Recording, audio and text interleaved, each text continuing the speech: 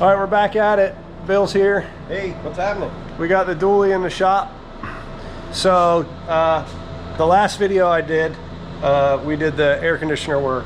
I actually pulled the condenser out, if you remember, and I did get this thing cooling at least well enough that I'm happy with it. So we're gonna jump on some things. Bill and I just actually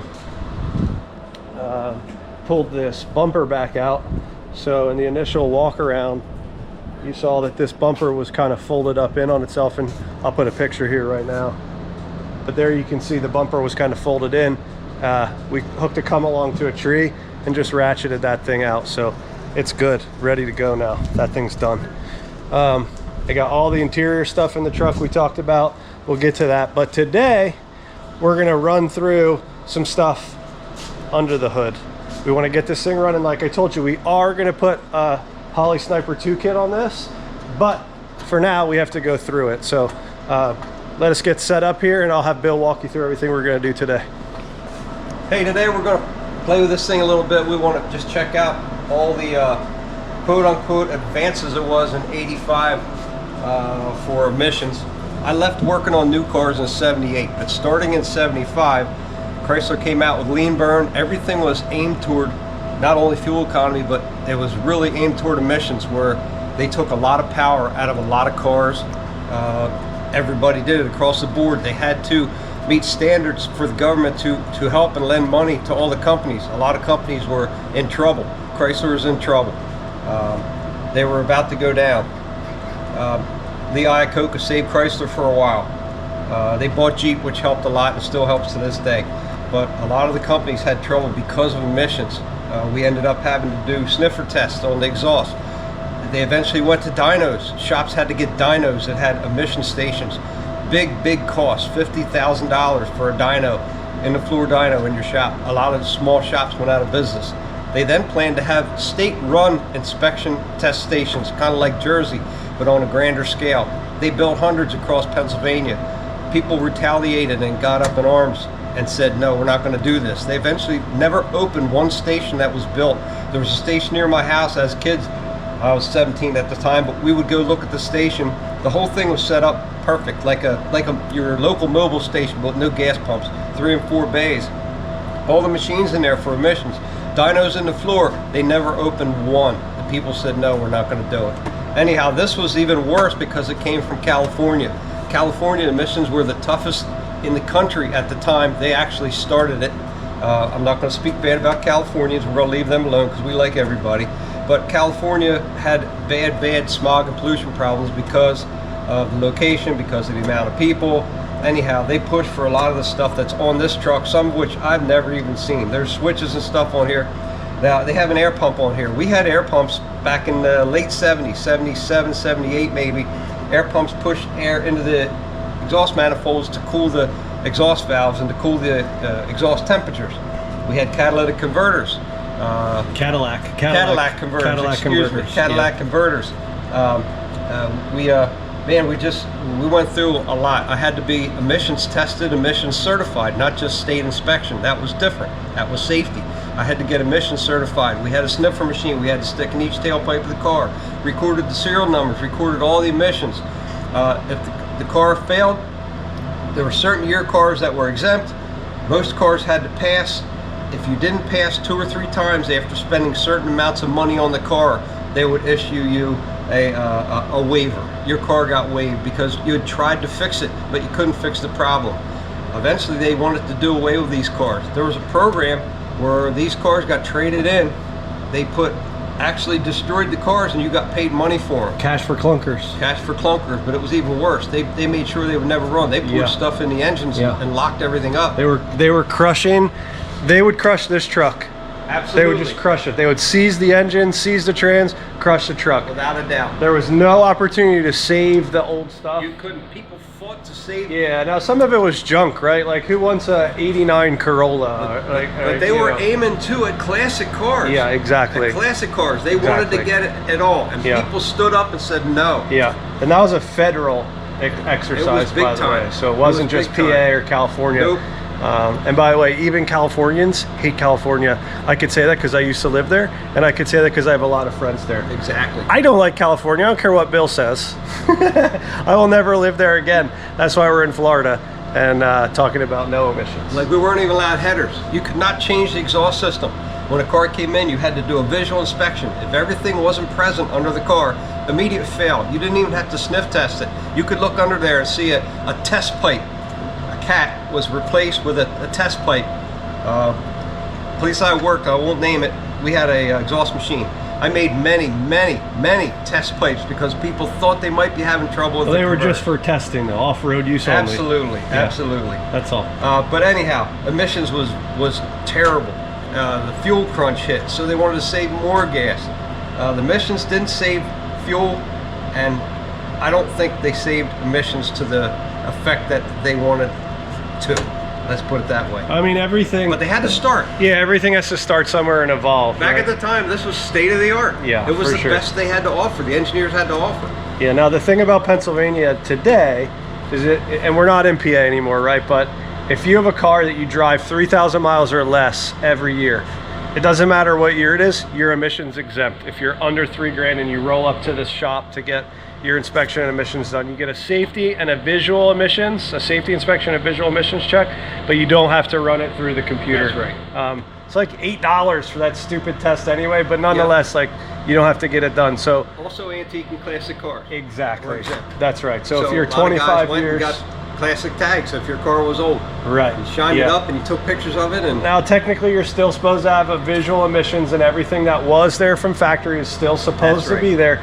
But 9 times out of 10, like the Corvette, man, when I was in Pennsylvania with that Corvette, I would put like 300 miles a year on it. Yeah. You know, it was registered as an antique. and thinking about it, the 69 DZ Camaros had air pumps on Yeah, them. exactly. They really did. In 69, they were starting looking forward to this. Yeah, yeah. So anyway, here we are in 1985 with this one.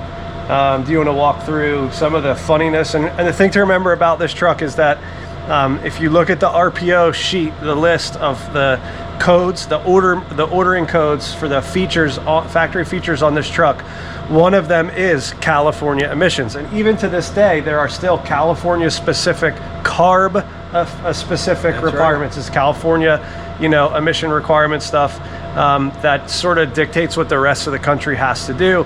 And if you lived in California in '85 and you ordered this truck, if your address was California, you had to get it with all the California crap on it. Yep, for sure. And unfortunately, when you cold start this thing, it takes about 100 pumps before it actually starts. That's not necessarily solely because of the emission stuff on this truck, but it's certainly not helping. That's true. They made chokes come off as fast as possible because when the choke's on, it's cold. You have a rich mix. California wasn't cold that often, so Right. everything's different.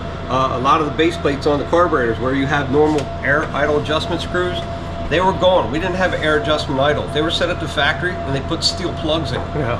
And we weren't supposed to, but in extreme cases where we had to make a car run because a customer bought a new car that wouldn't run, we would remove those steel plugs and then be able to adjust. Right. Of course, using all the efficient emissions machines to make Absolutely. the car run properly. Yeah. That's what we told them. There's Anyhow. no other way. It didn't always happen, but Yeah. that's what we told them anyway. We did have it was federal, so we didn't have federals coming around to check our machines, which I was kind of surprised at. Like where you had Pennsylvania emissions, Pennsylvania inspection. I'm sorry, we had state police come out and check us. They would see who inspected what. They would check our books. They would check our sticker books, make sure we had the right quantity of stickers.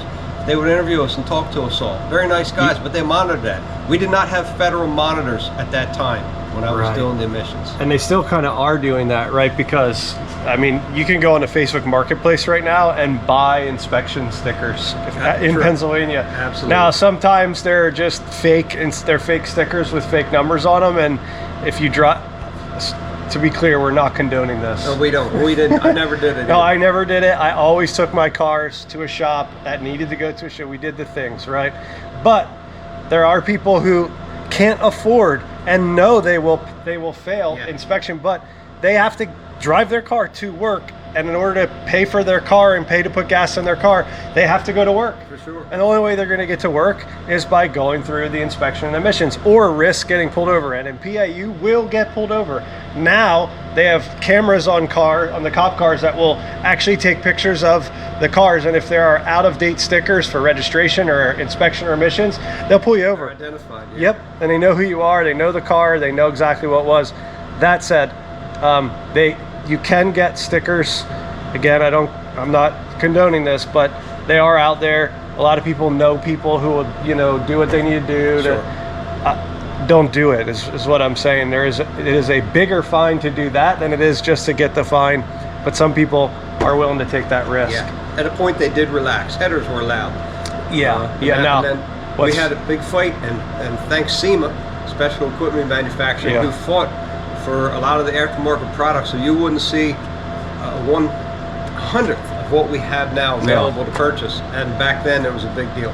SEMA's been around a long time. And SEMA's still fighting. Absolutely. I mean, California, you can't do headers either. So, like, I know some guys are doing funny things to, continue working on their cars.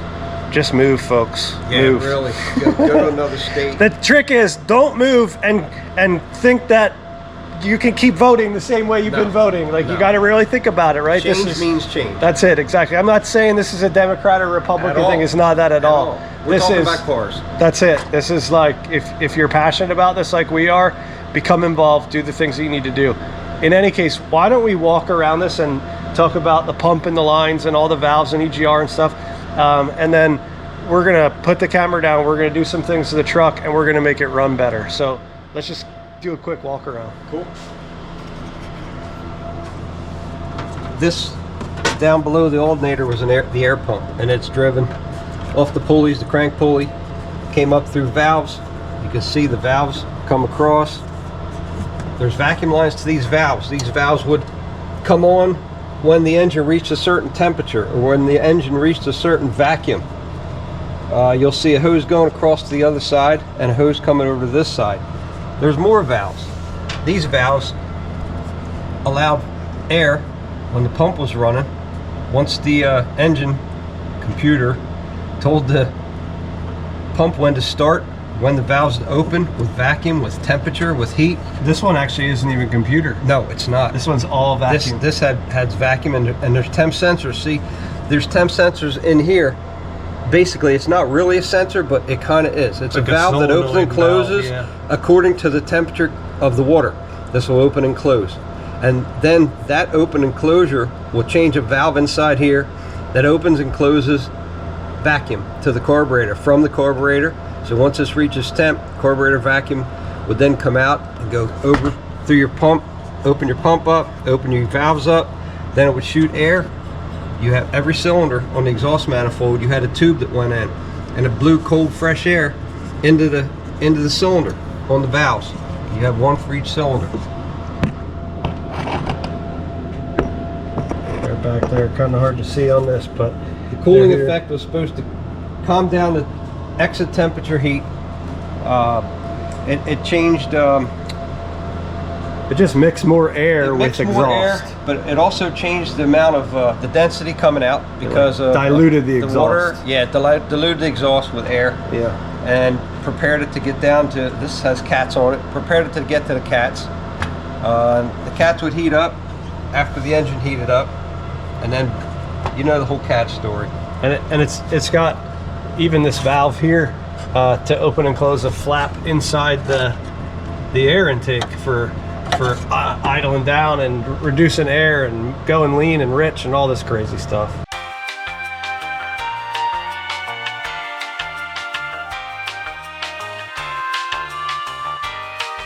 Okay, we have cleaned some things up here. Went through, pulled off a bunch of bad vacuum lines, plugged some things that we don't need now, and just rerouted some stuff. So did not pull out the gauges that are under here yet or any of that. So we're just gonna fire this thing up and see what happens. You ready? Yep. All right. We moved the fuel filter also, so it shouldn't boil. I think that was part of our issue with hard starting. After it sat for a while, there was no fuel in the filter. Ready? Yeah. Fired right up.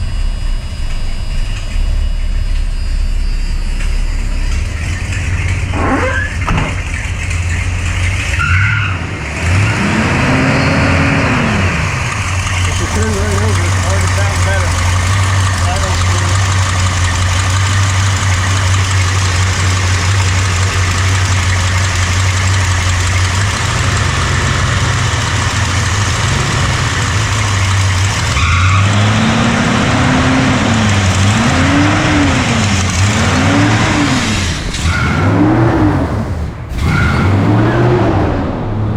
Turn the air conditioner off.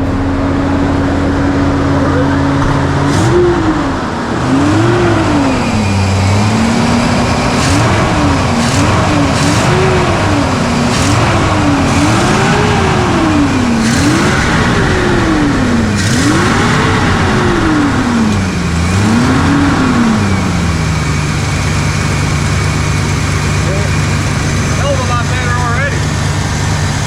We got some smoke burning here from the oil we had sprayed on, but that's fine. You want me to kill it? Something here. See how it feels.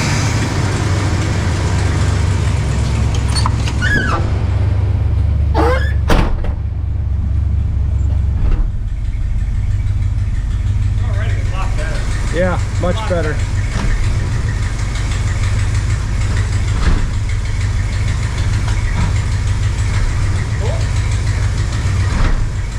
That's a little violent. Put it back in park. I'm gonna give it a timing adjust, see what it feels like. Yeah. He's gonna adjust the timing a little bit. I got the distributor a little tighter, but loose enough we can turn it now.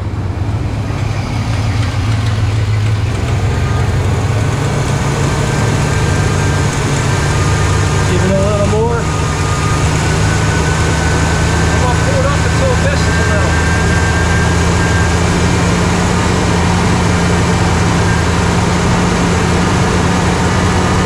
Wow. Get shot? Hot. No. Does the advance work? If we checked it before it did. Yeah, it works.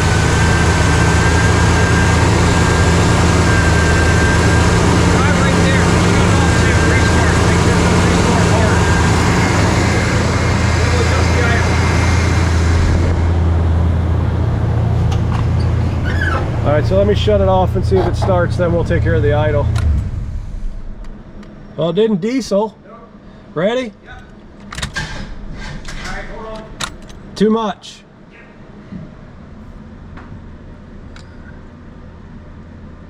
Right there, try it. Little less. All right, ready? Yeah, just a hair less. Try that. There we go. And idle's pretty good too there. Perfect.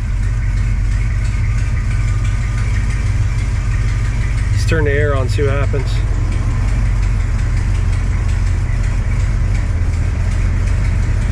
Is that compressor spinning on the AC? Yep. Except for the exhaust leak, it really sounds well. Yeah.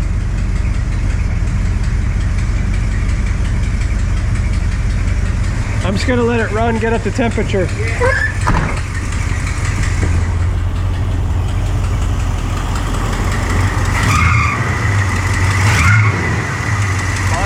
Yeah.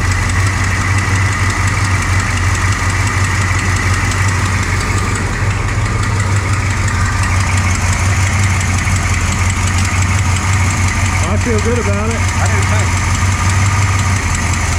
I was just gonna do the same thing. It's not pulling vacuum, right? Yeah, good. That should be a little just atmospheric vent Right. into the filter inside there. If you got vacuum there, you got problem.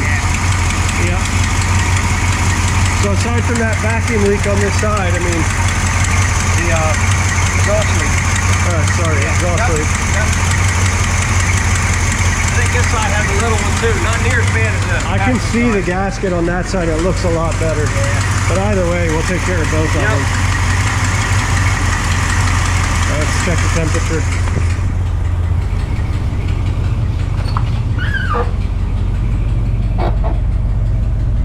Yeah, this that's cooling down to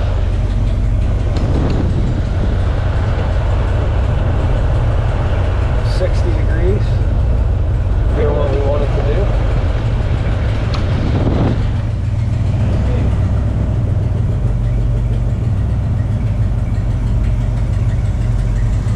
Engine temp's just starting to come up. Fuel pressure is good. It's charging. Hey, I'm gonna put it in gear. See how it feels now. Oh, much better. It was pretty violent before. Yeah, and the AC is on. So let me shut the AC off. Yep.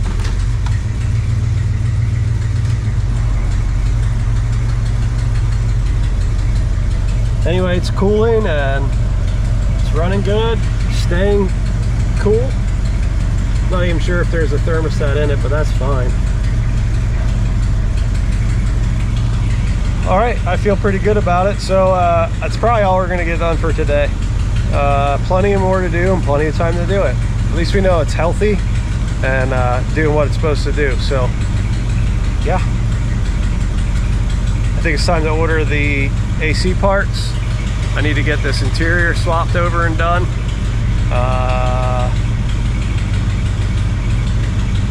There's not a lot that this thing needs, so a good polishing, but other than that, this is a good one. Real good truck. We did find out that this was a small block 350, and we talked about that, I think, on the RPO code list. It says that it came with a 350, and I asked the guy, I said, well, what's the deal? Why is there a 454 in it? He said, oh, I don't know, but it's definitely a big block, and it is. Well, I found a sticker on it today. It said TAMENG Corp. That's TAM, T-A-M Engineering Corporation, and they rebuild motors, factory, you know, OEM replacement crate motors. So this truck had a small block Chevy in it, 350. Now it's got a 454. Someone did it at some point not long ago, and yeah, I'm not upset about that. That's why, like, the bracketry is not quite the way it's supposed to be for the AC compressor and some other things. It had vacuum brakes when I had the small block, and someone converted all that. So what a good truck. Anyway, stay tuned. Fuel injection and interior coming up. Thanks for watching. Don't forget to subscribe, like, comment, all the stuff. Talk soon. See ya.